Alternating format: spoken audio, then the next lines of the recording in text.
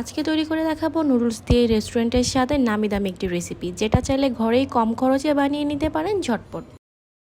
চুলায় প্যান বসিয়ে দিয়ে এরপর এখানে 2টা ইনস্ট্যান্ট নুডলস দিয়ে দিলাম। সেই সাথে আগে থেকে জাল করে রাখা 1 কাপ পরিমাণ লিকুইড দুধ দিয়ে দিচ্ছি। হালকা একটু প্রেস করে করে এটাকে আমি উল্টে দিচ্ছি। এরপর ঢাকনা দিয়ে ঢেকে চুলার আঁচ লো মিডিয়ামে রেখে কিছুক্ষণের জন্য এটাকে রান্না করে নিতে হবে। কয়েক মিনিট পর আমি ঢাকনাটাকে খুলে দিচ্ছি। এরই মাঝে কিন্তু নুডলসটা অনেকটা সেদ্ধ হয়ে গিয়েছে, দেখতেই পাচ্ছেন। এখন এটাকে নেড়ে চেড়ে আমি ভালো করে এইভাবে ভেঙে নিচ্ছি।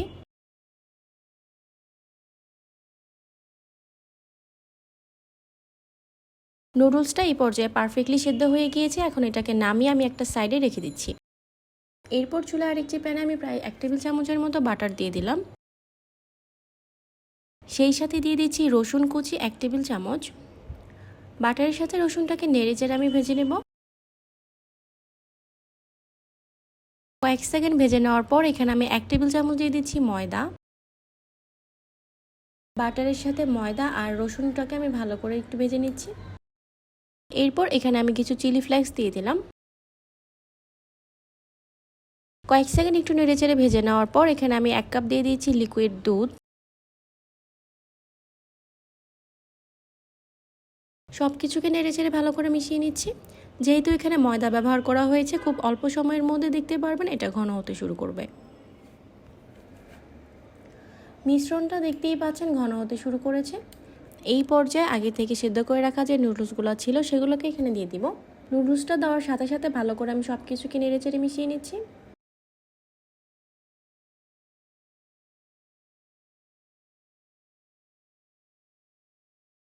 আর এই পর্যায়ে আপনারা চাইলে নুডলসের ভিতরে যে প্যাকেট মশলাটা আছে সেই মশলাটা এখানে দিয়ে দিতে পারেন, তবে আমি এটা শেষে দিচ্ছি।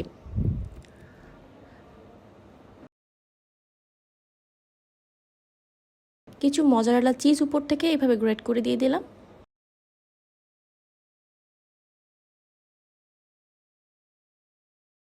সেই সাথে কিছু অরেগানো দিয়ে দিচ্ছি, এতে করে এর ফ্লেভারটা অনেক বেশি মজার হবে।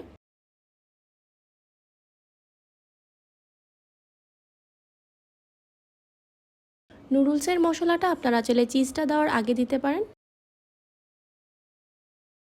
এখন এটাকে আমি ঢাকনা দিয়ে ঢেকে কিছুক্ষণের জন্য রেখে দেব। কিছুক্ষণ পর আমি ঢাকনাটাকে খুলে দিচ্ছি, আর এরই মধ্যে দেখতেই পাচ্ছেন চিজটা খুব সুন্দর করে মেল্ট হয়ে গিয়েছে।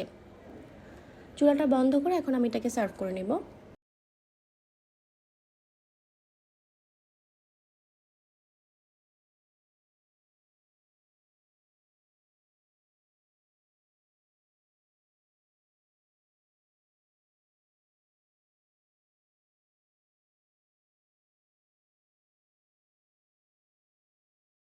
কম সময়ে খুবই মজার হোয়াইট সস নুডলসটা তৈরি হয়ে গিয়েছে। এটা আপনারা চাইলে বিকেলের নাস্তা অথবা বাচ্চাদের টিফিনেও দিতে পারেন, তারা কিন্তু এটা অনেক বেশি পছন্দ করবে। রেসিপিটা কেমন লেগেছে কমেন্ট করে আমাকে অবশ্যই জানাবেন। এমন সব মজার আর নতুন রেসিপি পেতে আমাদের ফেসবুক পেজটা ফলো করে রাখতে পারেন। আজ এ পর্যন্তই, সবাই অনেক বেশি ভালো থাকবেন। আল্লাহ হাফিজ।